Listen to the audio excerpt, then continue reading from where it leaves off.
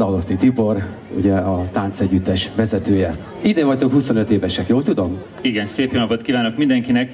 A 25 éves Botafogo táncegyüttes látják, 1986-ban itt abban a kis épületben alakult meg a Botafogo táncegyüttes, és azóta nagyon nagy utat járt be.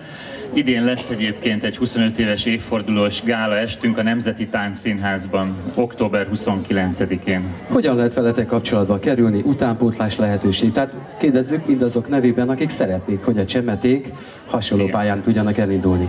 Virtuálisan természetesen a www.botafogo.hu oldalon lehet velünk kapcsolatba kerülni, de tánctanfolyamaink itt a Bókai kertben vannak, pont most indult, úgyhogy aki szeretne megtanulni táncolni, mind gyermek, mind felnőtt, nyugodtan jelentkezzen, és ha úgy alakul, akkor szívesen bevesszük a csapatba. Igen, kérem szépen a fiatalokat, fáradjatok föl a színpadra, mindjárt egy gyors kis interjúra, hogy hány évesek is vagytok valójában? Egy kis tapsot készítünk bátorítóképpen. Hány éves vagy? 14 éves vagyok. Isten?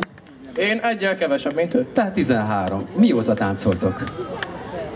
2 éves korom óta folyamatosan balettoztam, néptáncoltam, jazzbalettoztam, de a latin táncban csak 4 évet szerettem bele. Mit üzentek az itt ülő álló fiataloknak? Hát szerintem nagyon fontos, hogy a gyerekek megtanulják ezt a táncnak a művészetét, mert ez nagyon fontos az életben is, és a sport is nagyon fontos a gyerekeknek. Úgyhogy mindenkit bátorítok, hogy jelentkezzen a Botafogóba. Igen, köszönjük szépen, még lesz egy pici szünet a produkció kapcsán, és Tiborral beszélgetünk továbbiában is. Jó, köszönjük szépen, és akkor maradjatok itt.